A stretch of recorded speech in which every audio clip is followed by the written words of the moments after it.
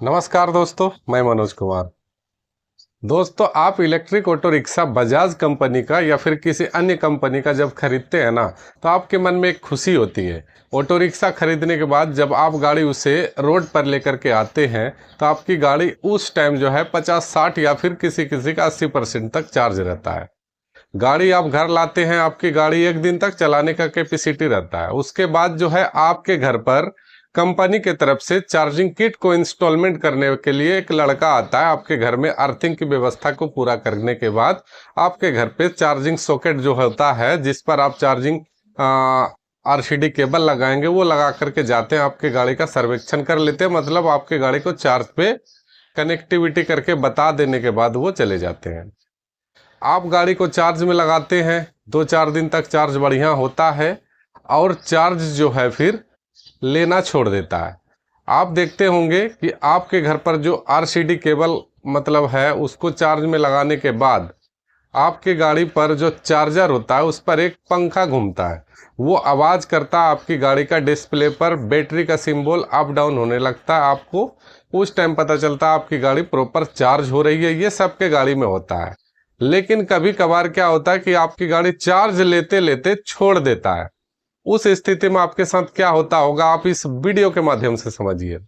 सबसे पहले दोस्तों, बजाज कंपनी का ऑटो रिक्शा जब आप खरीदते हैं तो उस पर इस सॉकेट को आप बढ़िया से लगा लेते हैं। उसके बाद केबल को जो है चार्जिंग यूनिट तक लेके जाते हैं। वहां पर लगाने के बाद एमसीबी ऑन जब आप कर लेते हैं तो इस तरह का हरा लाइट जलता है और फिर आपकी गाड़ी चार्ज होने लग जाती है।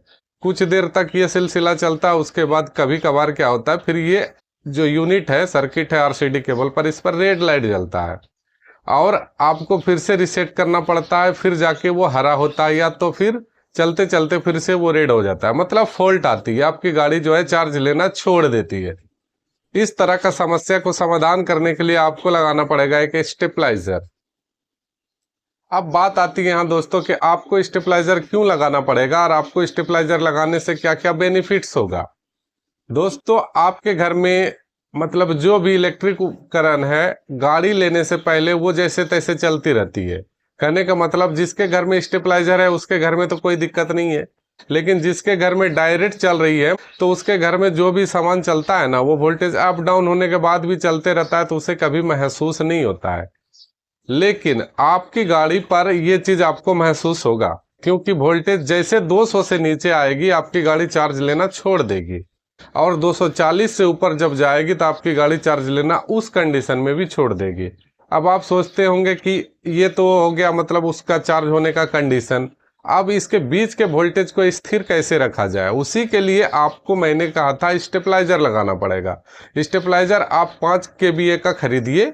कहने का मतलब, एक गाड़ी है आपके पास तो आप 5 kVA का स्टेबलाइजर खरीदिए। आपके घर का लोड कैपेसिटी ज़्यादा है तो आप उससे बड़ा भी खरीद सकते हैं, कोई इशू नहीं है इसमें। लेकिन 5 kVA का स्टेबलाइजर का कैपेसिटी बढ़िया होता है। वो आपके घर पर जितने भी सामान लगे हुए होते हैं ना, उसको भी अच्छा से अप्लाई कर देता है और आपके गाड़ी को भी बढ़िया से चार्ज कर देता है।